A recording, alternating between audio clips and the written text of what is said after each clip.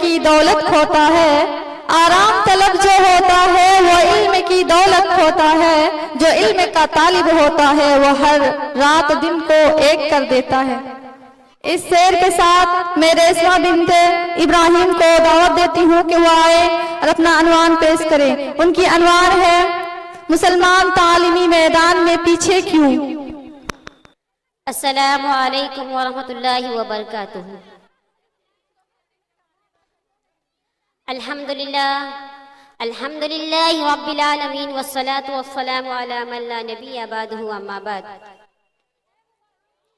فاعوذ باللہ من الشیطان الرجیم، بسم اللہ الرحمن الرحیم۔ فقد قال اللہ تعالی فی القرآن المجید والفرقان الحمید۔ فاعوذ باللہ من الشیطان الرجیم، بسم اللہ الرحمن الرحیم۔ قل هل يستوي الذین يعلمون والذین لا يعلمون۔ وقال النبی صلی اللہ علیہ وسلم طلب العلم فریضۃ علی کل مسلم۔ وقال الصائب تعلیم سے آتی ہے اقوام میں بیداری، کہ تعلیم سے آتی ہے اقوام میں بیداری، ہے علم کے پنجے میں شمشیر جہاں داری۔ صدر جلسہ اور میری عزیزی بہنوں، آج کے اس موقع پر میں جس عنوان پر لب کشائی کرنا چاہتی ہوں وہ ہے مسلمان تعلیمی میدان میں پیچھے کیوں۔ اللہ رب العالمین سے دعا ہے کہ اللہ پاک ہم تمام مسلمانوں کو کہنے اور سننے سے زیادہ عمل کرنے کی توفیق عطا فرمائے۔ اللہ کا بہت بڑا فضل و کرم ہے کہ اس نے ہمیں اسلام جیسی عظیم نعمت سے مالا مال کیا۔ اسلام ہی وہ واحد مذہب ہے جس میں ہر طرح سے انسانیت کی فلاح و بہبود ہے۔ اسلام کی تعلیمات پر عمل پیرا ہو کر انسان کامیابی و کامرانی سے ہمکنار ہو سکتا ہے۔ اسلام نے جتنا زور تعلیم پر دیا ہے، اس کے حصول کے لیے جتنا ابھارا ہے، شاید ہی کسی اور مذہب نے اتنا زور دیا ہے۔ کیونکہ آپ صلی اللہ علیہ وسلم کو جب نبوت سے سرفراز کیا گیا تو آپ نے نماز، روزہ، زکوٰۃ وغیرہ کی تعلیم نہیں دی بلکہ پڑھنے کا حکم دیا۔ غار ہیرا کی سب سے پہلی صدا تھی اقرأ باسم ربک الذی خلق، خلق الانسان من علق، اقرأ وربک الاکرم الذی علم بالقلم، علم الانسان ما لم یعلم۔ سورہ علق آیت نمبر 1 تا 5، جس میں تعلیم حاصل کرنے پر زور دیا گیا ہے۔ تعلیم کی اہمیت کا اندازہ اس سے بھی لگایا جا سکتا ہے کہ قرآن میں علم اپنے مختلف اشکال اور اسلوب و بیان میں بار بار آیا ہے۔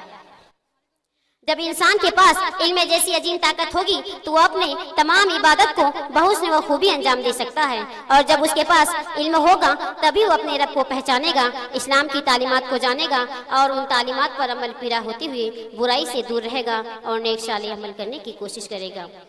علم باعث شرف و فضیلت ہے، کیونکہ علم ہی کی وجہ سے حضرت آدم علیہ السلام کو فرشتوں نے سجدہ کیا۔ علم ہی کی بدولت فرشتے نے حضرت آدم علیہ السلام کو سجدہ کیا۔ علم کی اہمیت کو اجاگر کرتے ہوئے اللہ تبارک و تعالیٰ نے ارشاد فرمایا قل هل يستوي الذين يعلمون والذين لا يعلمون، سورہ زمر آیت نمبر 9۔ الگرج مختلف طریقوں سے اللہ نے علم کی اہمیت و فضیلت کو بیان کی اور اس کی طرف رغبت دلائی۔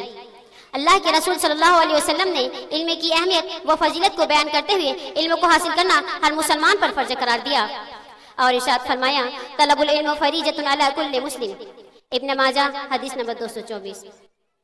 علم کی اہمیت و افادیت ہر دور میں مسلم رہی ہے۔ کسی بھی قوم یا ملک کے عروج و زوال کا بنیادی سبب علم رہا ہے۔ اگر ہم غور کریں تو ہمیں معلوم ہوگا کہ آج جو ملک یا قوم میں ترقی کر رہی ہے وہ علم کی بنیاد پر اور علم ہی کی بنا پر دنیا کی سپر پاور بنی ہوئی ہے۔ جب ہم ماضی کی اور گردانی کرتے ہیں تو ہمیں معلوم ہوتا ہے کہ جب مسلمان تعلیمی بیداری میں تھی، جب مسلمان تعلیم کے ہر میدان میں تمام قوموں کی قیادت کا فریضہ انجام دے رہے تھے، ہر جگہ حاکم تھے، چاہے یونیورسٹیاں تھیں۔ یورپ اور امریکہ تاریکی میں تھا، وہاں کے طلبہ اندلس پڑھنے آتے تھے۔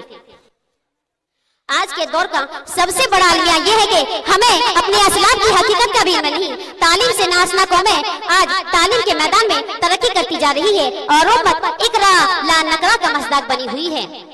وہ قوم جسے جتنا تعلیم کے لیے ابھارا گیا آج وہ تعلیم میں اتنا ہی پیچھے ہے۔ آخر کیا وجہ ہے کہ مسلمان تعلیمی میدان میں پیچھے ہیں؟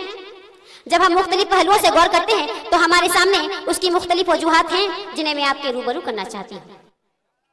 गुर्बत आज के इस दौर में तकरीबन 90% मुसलमान गुर्बत व मफलूकुल हाल हैं। कितने ऐसे मुसलमान हैं जिनको पेट भरकर खाना भी नसीब नहीं होता। अपनी गुर्बत की वजह से वो अपने बच्चों को तालीम नहीं दिला सकते हैं। उनके पास इतना सरमाया भी नहीं होता है जिससे वो अपने बच्चों को तालीम दिला सके। वो अपने बच्चों को तालीम दिलाने के बजाय काम पर लगा देते हैं और उनके बच्चे तालीम से महरूम रहते हैं। मुसलमान वालिदैन का अपने फराइज से गाफिल होना। आज मुसलमान वालिदैन की ये सोच है कि हमने अपने बच्चों को स्कूल या मदरसे में दाखिल कर दिया, बस हमारा फर्ज खत्म हो गया। हालांकि ये सोच बिल्कुल गलत है। बच्चे का पहला मदरसा उसकी माँ की गोद होती है, वहीं से बच्चों की तरबियत का सिलसिला शुरू होता है। बच्चे का हकीकी मदरसा उसका घर होता है। स्कूल या मदरसा में उस्ताद हर बच्चे पर फर्दन तवज्जो नहीं दे पाता। बच्चे को जो कुछ मदरसा में या स्कूल में पढ़ाया जाता है या होमवर्क दिया जाता है, वालिदैन की जिम्मेदारी होती है कि वो अपने बच्चों को घर पर बिठा कर पढ़ाए, उसका होमवर्क कराएं और रोजाना उनकी तालीम का मुहासबा करते रहें। गलत सोच आज के इस दौर में अक्सर लोगों की ये सोच बनी हुई है कि पढ़ने लिखने में क्यों वक्त और पैसा जाया किया जाए। पढ़ लिखकर क्या मिलेगा, बस चंद रुपयों की नौकरी, और अगर अभी से कोई काम करेगा तो पैसा कमाएगा, वालिदैन का हाथ बटाएगा और बड़ा होते होते कोई हुनर सीख लेगा, काफी तजुर्बाकार हो जाएगा, यानी आम के आम और गुठलियों के दाम। असल ये बात दुरुस्त नहीं है। वालिदैन को चाहिए कि वो अपने सोच को महदूद ना रखें। अगर आपने अपने बच्चों को तालीम दिलाई तो मुमकिन है कि आपके बच्चे तालीम हासिल करके किसी अच्छे ओहदे पर फाइज होकर बाइज्जत जिंदगी गुजारे और तालीम के बगैर जो कमा रहा है तालीम हासिल करने के बाद उसके कई गुना ज्यादा कमाए। वालिदैन को चाहिए कि अपनी सोच को महदूद न रखें। वकाल शायर